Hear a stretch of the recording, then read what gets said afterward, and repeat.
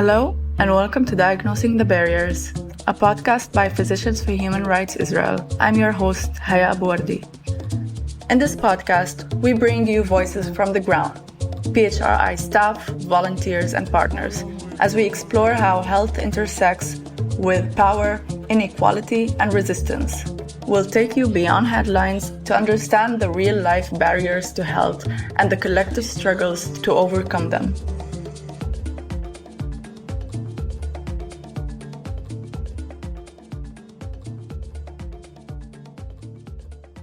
Hello, and welcome to Diagnosing the Barriers.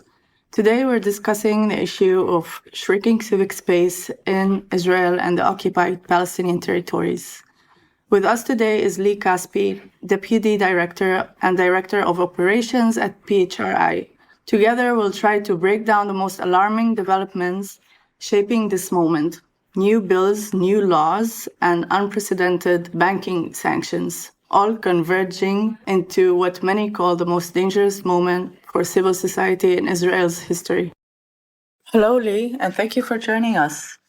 To understand more what shrinking space actually is and how is it relevant and happening in Israel-Palestine context, can you give us a background on this matter? Sure. So civic space is a term that refers kind of broadly to citizen organizing, normally in a democratic country, but not exclusively, and to institutions and bodies that are neither governmental nor business-oriented.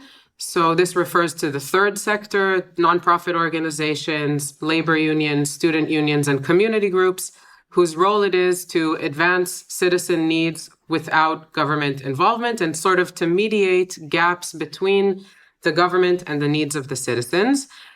I would say that historically, Israel has had a very active and flourishing civil society. If you don't look too closely at what's happening inside of Palestinian Israeli society, at least for the majority of the Jewish population, there was throughout history and also within the Palestinian community, space for this very important civic engagement, which allows for the advancement of minority rights and for kind of bridging gaps that are unmet by government services. I would say that in the past 2 to 3 decades, we've started entering a phase where this civic space is beginning to shrink. And there are many moments that I can point to in the years before October 2023 that were very significant. I don't want to get into too much historical detail, but there has definitely been, at least in the last decade, a public discourse that is attempting to label certain groups and agendas as undermining the state, as traitors of the state. This relates especially to anything to do with Palestinian rights and combating the occupation. And there have actually been legislative and bureaucratic advancements for about a decade now that have limited to some extent the space for civil society to operate in Israel. But nothing has been as dramatic as the trends and developments we've seen since October 2023. One important footnote to this is that looking at Palestinian civic space in the West Bank and Gaza, it has been under far greater limitations for far longer than civic space in Israel. We have enjoyed some degree of protection as citizens of this country until recently. Our colleagues in Palestinian rights organizations have already been banded terrorists, barred from traveling abroad, had their offices raided before October 2023. So the setting, I guess, we're looking at is slowly shrinking civic space in Israel before the beginning of the war and the genocide, and very fast shrinking civic space in the Palestinian territories. One of the most recent dramatic bills that passed is the amendment to the nonprofit law. It seeks to impose 80% tax on donations to Israeli nonprofits by foreign governmental entities. It's only one of a series of bills that have been progressing in the past year, and whose goal is to silence and police the work of civil society organizations. First of all, more broadly, can you explain what this legislation means and how it affects organizations like Physicians for Human Rights? Yeah, so I'd like to start by taking a few steps back. One of those important moments in Israel's shrinking civic space happened in 2016 when an amendment to the nonprofit law already passed. This was a bill brought by member of Knesset Avigdor Lieberman, who pretty much copied Russia's idea of foreign agents into Israeli domestic law. And that's an important side note, which is that regimes in democratic backslide and with shrinking civic space copy each other and learn from each other all the time. So he brought this idea of foreign agents to our domestic context and tried to promote a bill already then to tax donations from foreign governments to Israeli nonprofit organizations. The reason being that members of the right wing in Israel identified about a decade ago that while all nonprofits in Israel receive most of their funding from abroad, what is unique about anti-occupation and human rights organizations is that much of this funding is governmental, from the European Union, from various European governments, from US aid until recently. And there was this thinking of how can we undermine these organizations that are a thorn in our sides and are constantly reminding us that the Palestinians are having their rights violated and they're still here and we need to keep dealing with this issue. We can try to attack their funding.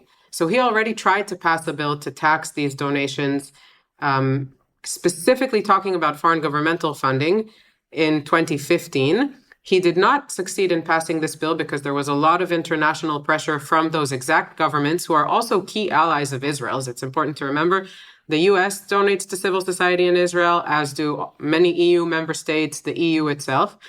And these countries objected to this move. So in the end, what passed was a softened version of the bill, which speaks about transparency and a need to expose funding sources rather than a taxation of them. So since 2016, all Israeli registered nonprofits are obligated to submit a quarterly report to the Registrar of Nonprofits about any foreign governmental funding received that quarter. And they're obligated to very clearly depict this information on their website as a sort of labeling and attempt to make them in some way ashamed and to kind of label them as foreign agents who are in some way undermining the Israeli government. And if an NGO receives more than 50% of its funding from foreign governments, it has to declare this on every public appearance and every exchange with government authority. So if a legal aid organization receives 60% of its funding from various foreign governments, anytime it petitions a court in Israel, it's supposed to declare that it is receiving more than half of its funding from these sources. That's already the context we're in. Now, under the current government, which is by far Israel's most far-right coalition of parties, one of the clauses in the coalition agreements when the government was formed was that a law to tax foreign funding would be passed within a certain amount of time. I believe it was 90 days. So this, in theory, should have passed already about 2 years ago. After the government was formed, there was sort of attention to this issue got sidetracked by the fact that the government was more focused on trying to advance its broader judicial overhaul. And then October 7th happened, and there really was no space to talk about these kinds of bills for some time, as the attention was dedicated to the war effort and the genocide in Gaza. The bill resurfaced in early 2025 and was the most draconian version we've ever seen of it. It spoke of an 80% tax of foreign governmental donations to Israeli nonprofits, but it was, differently to previous appearances of the bill, much more targeted in its wording to harming specifically human rights and anti-occupation organizations. Because not only we receive foreign governmental grants, so does the Holocaust Museum, so do Israeli universities, museums, public institutions that the government wants to receive these grants. So the bill is already worded in a way that it excludes these public institutions from falling under the law. And it also says that there would be some kind of mechanism for the government to exclude NGOs from the taxation. Now, one point that I think is really important to emphasize on this topic is that any taxation could mean cancellation of most grants, because most foreign governments have clauses in their own domestic legislation which say they can't contribute to OECD member states or something to that effect. And because Israel is a wealthy country, if they're paying a high tax to the Israeli government, then they're actually providing foreign aid to the Israeli government and are no longer able to support civil society in that country. Since this bill that spoke of an 80% tax, it has actually been reworded. It has gone through the Knesset's Constitution Committee several times, and they've changed the wording so that now it speaks of a 25% tax, which makes it look as though they've kind of toned down the bill. But they've actually changed a lot of other clauses, making it, in fact, a way more dramatic threat to freedom of speech in the country. Because now the bill says, basically, in essence, that if a organization receives foreign governmental funding, it has two options.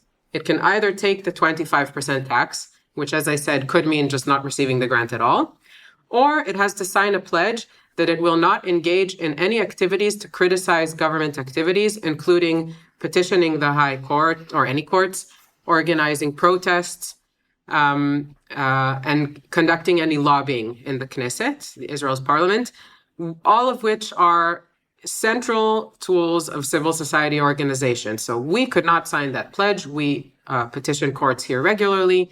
We organize protests occasionally. And this would be a very dramatic silencing of critical organizations. Right now, there was a hearing on the bill last week, where today is December 2nd. Even members of the government are now, of the Ministry of Justice, for example, are now voicing their concerns about how this bill could threaten freedom of speech in Israel. So at this stage, the people who are pushing the bill forward have kind of gone back to the drawing board and are thinking, how can we change this so that we can move this thing forward, which has really become kind of like a flag for anti-civil society rhetoric in Israel. They are all these planted foreign agents funded by Norway and Switzerland and the UK to betray this country. It's such a flag issue that it was in the coalition agreement. So how can they move this bill forward and feel like they got a win while dealing with some of these other issues and challenges that have come up? And I spoke very long to give a bit of this background, but you also asked how it's affecting us. I will say that, just briefly, it's one of the few things that are happening right now, or the many things that are putting us in a very defensive position as a community of organizations. And we're all quite sure that the government is determined to push this through. So we're all already having to think through strategies for dealing with this. If it comes up, we're all dedicating a lot of time and energy and resources to rethinking our fundraising strategies, briefing European governments to try and get them to stop this bill from moving forward, and thinking about ways to contend with the situation if the bill does pass. Specifically, Physicians for Human Rights Israel, only, quote unquote, about 30% of our budget is currently from foreign governmental grants. So if it passes, it would mean potentially losing 30% of our budget. Some of our colleague organizations in this community, really important anti-occupation organizations that are known the world over, would lose 60 or 70% of their budget if the bill passes.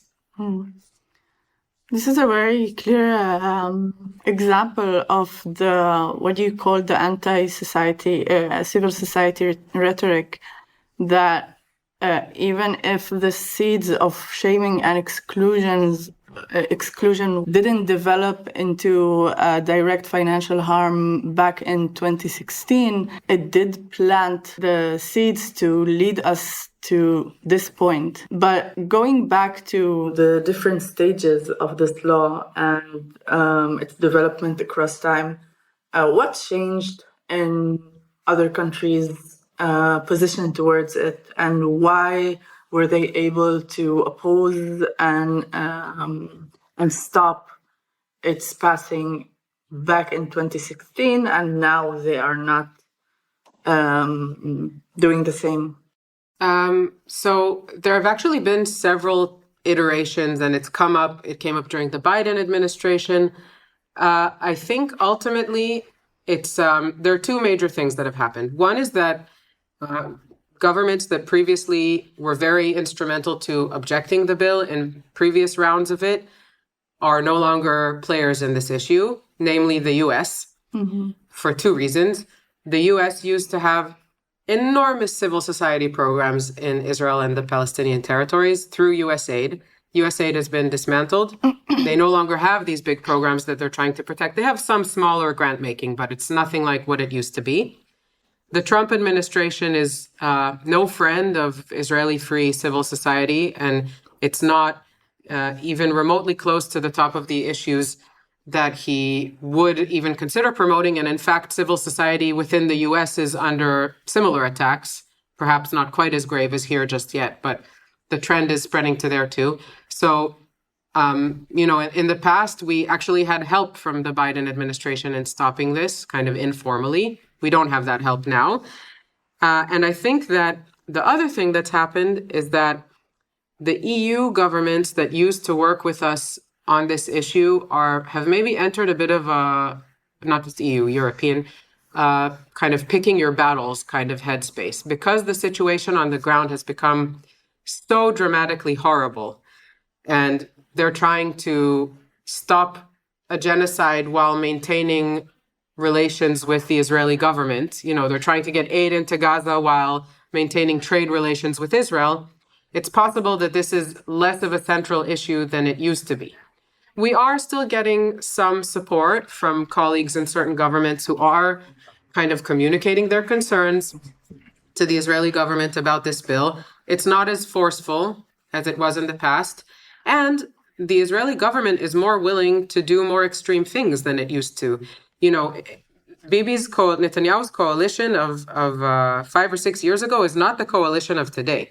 There was more focus from him, too, on maintaining these relations than there is today. He is pulled to the right by the extreme figures in his government.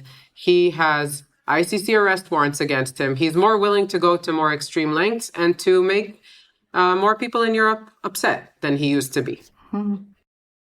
So the second bill I wanted to ask you about is the bill that criminalizes cooperation with the ICC.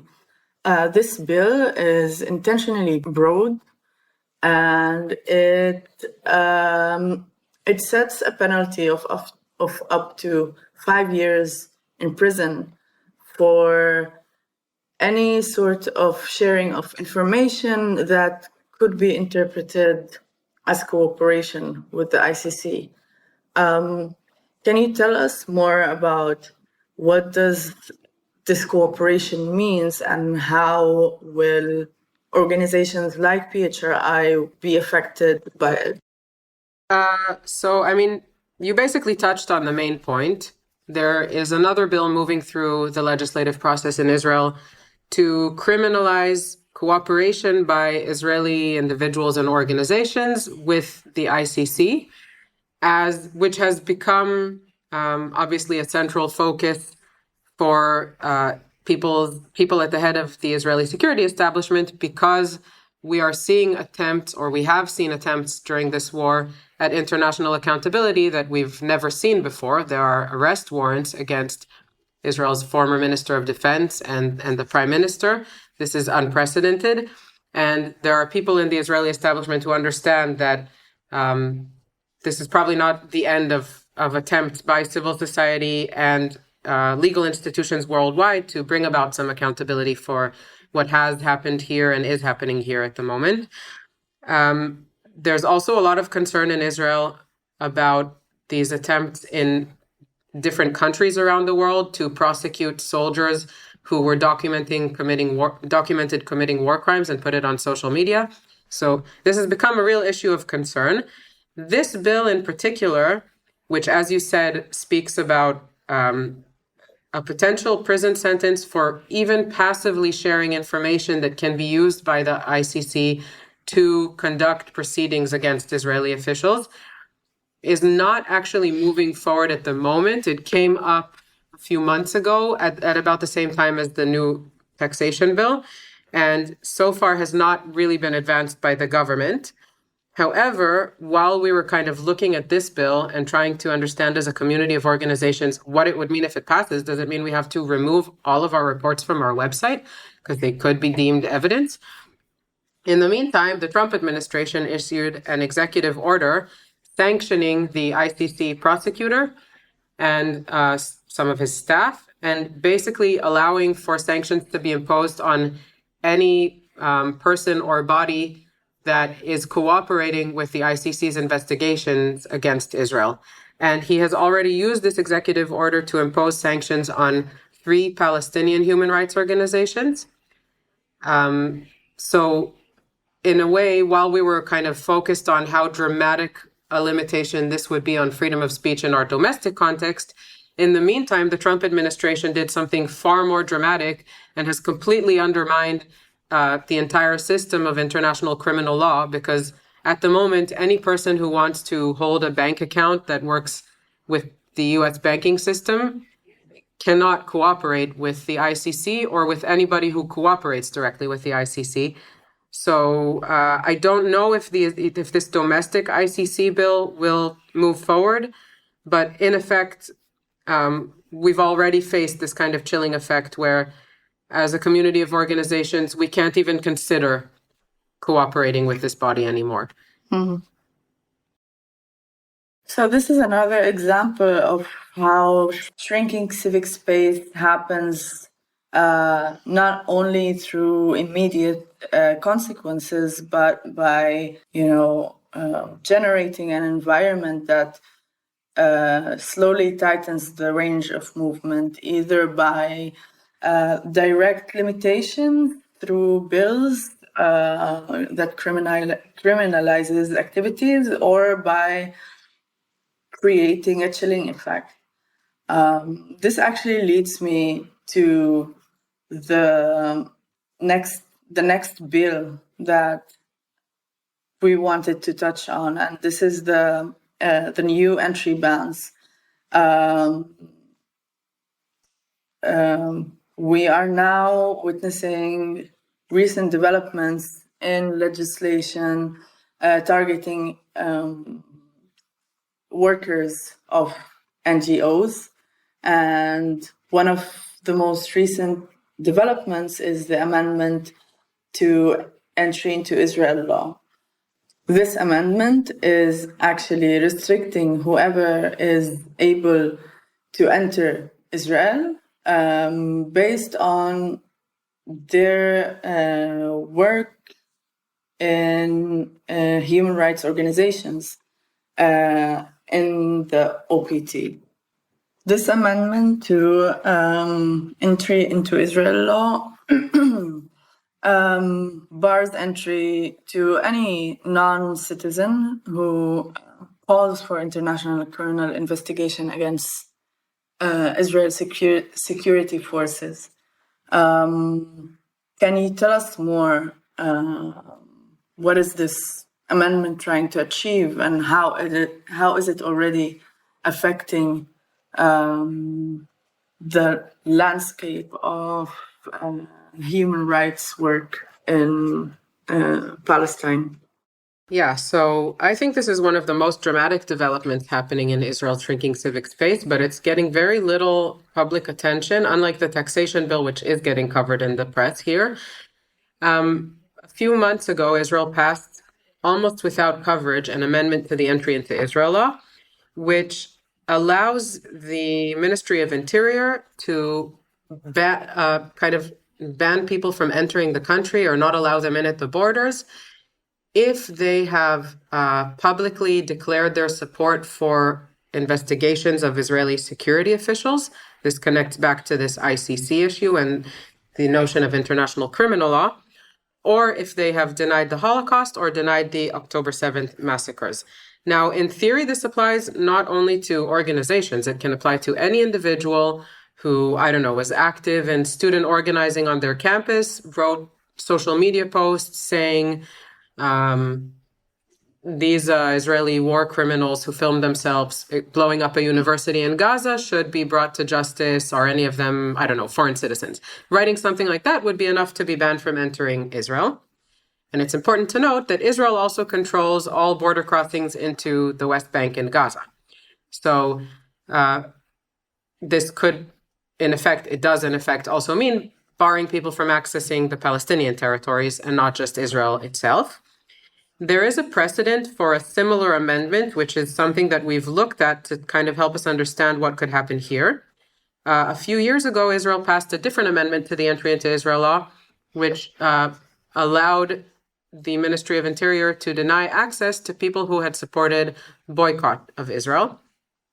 And famously, this amendment was used to deport Omar Shakir, who is the head of Human Rights Watch in Israel and Palestine, from the country and not allow him a working visa here. So the acting head of Human Rights Watch of this region is currently unable to work from within Israel. And there was one other high-profile case of an American student who came here for a semester and was also denied entry. So we have this idea of how this could be used. After the amendment was passed, an interministerial committee was formed, headed by the Israeli Ministry for Diaspora Affairs, which is kind of this weird political animal that was invented as part of coalition negotiations and people wanting to have their own ministerial position, which is, I don't know of a similar example in other countries, but it's sort of somewhere between foreign affairs and Israel's relationship with the Jewish world. And this ministry now heads this committee who has basically issued a whole new procedure under this amendment for the registration of international NGOs who work in the Palestinian territories. There was never a formalized process for NGOs like that to register in the same way, as far as I know.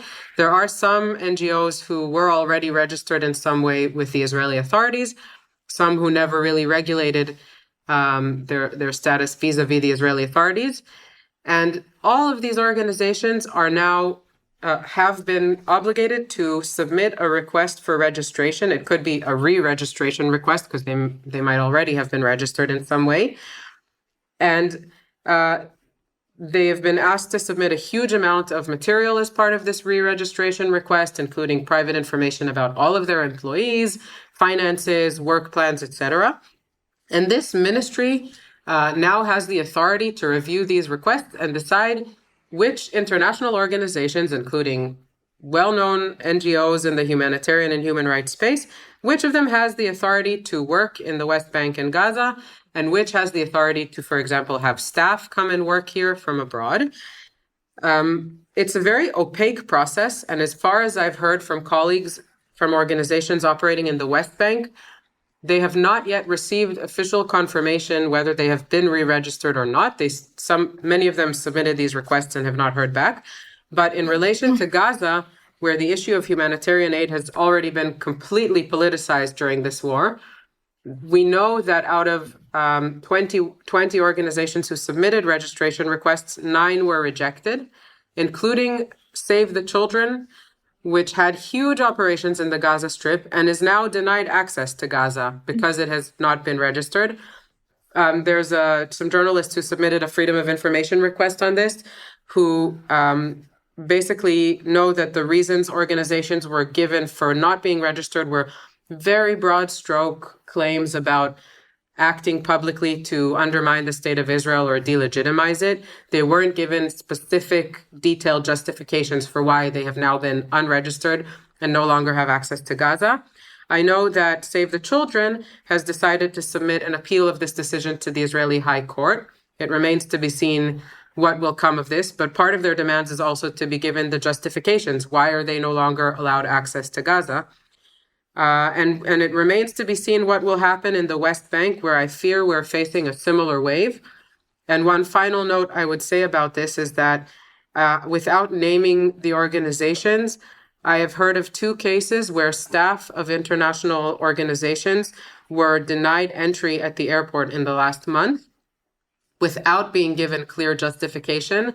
And I'm beginning to wonder if there's a connection between these 2 things. There certainly is a theoretical connection between the idea that Israel is now shrinking the civic space not only for Israeli citizens who want to criticize the regime and Palestinians who want to criticize the regime. It is shrinking the space for international actors to observe what is happening, to document it, to speak out against it. And it is creating an environment where the very notion of humanitarian aid is dependent on whether an organization is willing to shut up and not criticize the Israeli government just so it can continue providing food and medicine and housing to people in need. And if an NGO insists on its right to document human rights violations and violations of international humanitarian law, then the message is you will no longer have access to the ground and you will no longer be able to execute your projects here. It's such a concerning situation when we see that these actions are not only blocking international delegations, they're also harming potential collaborations between Israeli and Palestinian and foreign human rights organizations. And it's basically isolating Israel and Palestine from observing and reporting. I want to ask you, what are the indirect implications of such developments? We know that directly this harms the freedom of expression, this harms funding and ability to work and function properly. But as Israeli civil society organizations, how else is it affecting our work? I think the biggest change, at least for me as the person who kind of is responsible for this in our organization, but I'm getting a similar sense from some colleagues here and in other organizations, is a sense that we're constantly under attack. We constantly need to be monitoring, investigating, understanding what's happening, what the new opaque system is now that is somehow going to impact us dramatically, communicating with one another in a way that we never had to before. Did you also get this thing? Do you know other people who have been denied entry? Because a lot of what is happening kind of in the shadows and not even totally officially. And it's putting us in a position as ultimately small organizations facing this huge monster of a government who are somehow constantly busy now with protecting our own right to exist and to operate and to speak. And it's making some people afraid to work and operate in this world. And it's making some people afraid to raise their voices because they know that doing so could mean losing a visa that they need to be here, or not being able to conduct a project that's very close to their hearts, et cetera, et cetera. And it's forcing us to dedicate a lot of our time and energy to these issues instead of focusing on the projects that we're trying to implement, which are to provide people who need it with medical treatment and to document human rights violations and work against them. And I think that at the end of the day is the goal. It's to force us to lower our heads, to constantly deal with our own operational capacity and right to exist, and take away from our ability to do the work that this government doesn't want us to be doing. And this is not only coming from governments, right? This self-policing is also happening in light of the weaponization of Israeli institutions, such as Israeli banks. One of the recent developments is PHRI's bank account being frozen by Bank Hapoalim. What was the reason behind that, and what does it show about a broader trend? So I just want to say that the bank is actually not frozen in practice, but this is because of a court order. Mm-hmm. So the only thing that is allowing us to have a bank account and continue paying salaries and conducting our activities is that we submitted a very expensive lawsuit to the Tel Aviv District Court. And for now, until a final decision, the account is active. So this is a very unregulated or untransparent issue that I have spent a lot of time looking at and thinking about in the last 2 years. In the wake of the October 7th massacres, there was this obvious wave of fury in Israeli society and of hatred towards everything to do with Gaza. Now, we're an organization that has always had activities in Gaza, never hid this from our Israeli bank. They knew that we send medical delegations in there, that we buy equipment for delivery to Gaza and medications. But suddenly in November 2023, we began encountering a refusal by the bank to allow us to use funds in our account to buy medicine for delivery to Gaza through the humanitarian corridor that existed at the time.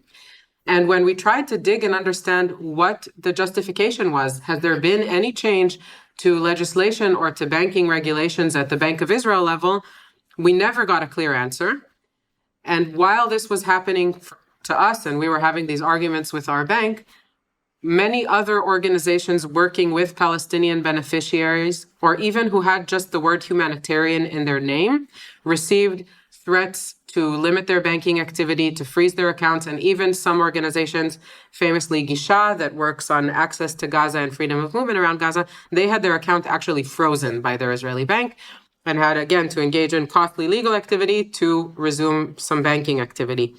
We received a threat to freeze our account in December 2023 for the first time, based on suspected work in Gaza. And since then, we've been in this ongoing saga where anything to do with Palestinian beneficiaries is under very close scrutiny by the bank. We're forced to constantly sign pledges for any incoming donation or outgoing transaction that it does not relate directly or indirectly to Gaza. And this is just our day-to-day now. And finally, this sort of culminated in this freeze or attempted freeze in February of this year, also related to a transaction to do with the West Bank or with Palestinian beneficiaries. And not only did the bank threaten to freeze our account, it also apparently put out some broader message to the Israeli banking system that we are suspected of working with Gaza. Or I don't know if it was them, but somebody put out a message like that because no other Israeli bank is now willing to open an account for us. So it's not like we could just go to a different bank and move our activity there. We have to maintain the account that we've had for over 2 decades, or else we will not maintain banking activity anymore at all. And I think this is part of this kind of self-policing by Israeli society and Israeli institutions. It's possible that there is a directive that we've just never seen that says impose stricter regulations on organizations that work with Palestinians. I don't know. But I do also think that there is just actual hatred within the bank for what it is that we do and what we stand for. And they don't want us to be providing services to Palestinians, to be saying that Israel is committing genocide in Gaza, to be talking about the torture of Palestinian detainees in the Israeli detention system.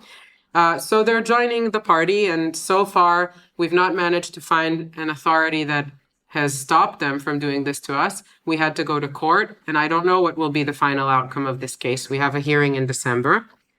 And in parallel to banks, I think it's just worth noting, although it's not a focus area for us, that Israeli academia has been taking similar moves against academics who have made certain statements. We're seeing, I'm sure you've touched on this in other episodes of the podcast, silencing of critical voices in every Israeli public institution and public hospitals. Again, in academia, people who are suspended or fired for making certain statements. And then, I think the final front that is very important to mention is the Israeli Registrar of Nonprofits, which is a governmental body. It functions under the Ministry of Justice, but it seems to have been weaponized as part of this trend against Israeli human rights and anti-occupation organizations. Many of us received letters in the last few months speaking about sort of alleged violations of the obligation to clearly depict our donations from foreign governmental entities on our website. These were generic letters that were sent to at least 20 organizations that I know of without specifying what exactly is this alleged violation. And we know from the discussions about the taxation bill that the Registrar of Nonprofits is being used as part of this process to sort of kind of hunt down and look at the organizations who receive this foreign funding and scrutinize them more closely. And one final point that I will say is that in June of this year, we had a full-on investigation by the Registrar of Nonprofits launched against us. They didn't give any background as to what suspected violations we were suspected of. They didn't say why this investigation had been launched. They simply demanded that we submit a huge amount of materials in a very short space of time, which we did. We're a transparent, well-run organization, and we will comply and show them that we have nothing to hide. But again, this is something that took a lot of time and energy. It's threatening, it's scary, it's a scary environment to be working in when you don't know what will be the next hurdle that's thrown at you. I don't know what the outcome of this investigation will be. We've not really heard much since then. And there was one last point I wanted to make. I forgot what it was. And one last point that I will make is that within one of the recent hearings about the taxation law, some of the figures who were speaking on behalf of, I think it was the Ministry of Justice, were talking about the fact that they are responding to complaints they receive from concerned members of the public about the organizations who receive foreign funding and are working through the Registrar of Nonprofits to look more closely at these organizations. So this means that, as far as we can tell, right-wing activists and organizations whose we have kind of a set of usual suspects who work to make it more difficult for us to operate, are working hand in hand with figures in the Israeli government to harass Israeli left-wing organizations. This subject is so broad and so layered that we can continue talking about it for hours, but our time is running up, and I wanted to ask like a closing question. Looking at all these developments together and all the layers, as we said, what image emerges and what kind of civil society remains? So for the time being, Israel still has a very high number of critical NGOs registered in the country. So I would say that is the hopeful thing to look to. We're still here working alongside, Breaking the Silence and Yesh Din and B'Tselem and the Public Committee Against Torture to expose human rights violations and work against them. And we're all determined to stay here. But that determination is being put to the test. And some people just can't take it and are leaving this space and don't want to work in this environment anymore. Some people are leaving the country altogether. We're looking at a civic space where international allies who used to be, still are very instrumental to our work, may find themselves unable to work here at all in a few years.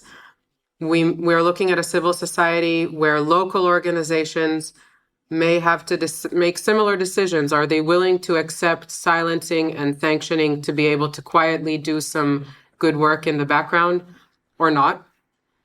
And from speaking to people who are from countries where these trends started years ago, I'm very concerned that we're looking at a future where people who want to be critical of what's happening here have to move to the diaspora, whether they're Israelis or Palestinians or internationals. So that could be the future in 5 to 10 years, or I don't know exactly when. And I think our role is to, or one of our roles is to stop that from happening for as long as we possibly can, because access to the ground is so important to our work.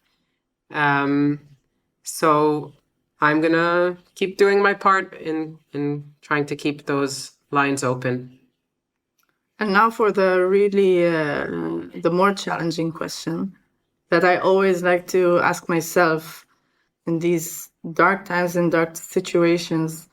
Do you think, or do you see a possibility that in this very heavy situation, things might take a positive turn in terms of changing strategy, building communities or movements that were not possible or needed before? I think because the situation is so dire, it has actually created a closer, more tightly knit human rights community here, because we have to be constantly speaking to each other. Did you also get this? Has this also happened to you? Not just on the shrinking civic space front, but also in relation to the objective violations happening before our eyes.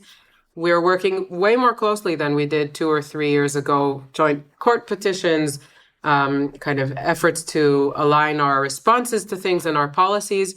And I think that's an unintended positive outcome for this whole thing, which is that I now know colleagues in the other organizations much better. We're working much more closely and in more cohesion. So this community really if there's something that kind of gives me strength and hope, it's this community. It's full of feisty, no bullshit, passionate people with really big hearts who are determined to throw everything they have at the situation and not allow certain things to happen. And in some cases, we're surprisingly successful. Like, I actually don't know what's going to happen with the taxation bill. If you'd asked me 6 months ago, I would have said I was sure it was about to pass. I don't know. Like, let's see what happens there. And maybe that'll leave a little bit of space for hope that if we throw everything we have at a problem, we can actually solve it. Okay, thank you very much, Lee. It was very thought-provoking and depressing. Thank you, Haya. That's my general role here at the organization. So we've come to an end. If you found this episode valuable, please share it, subscribe, and stay engaged with us. Until next time.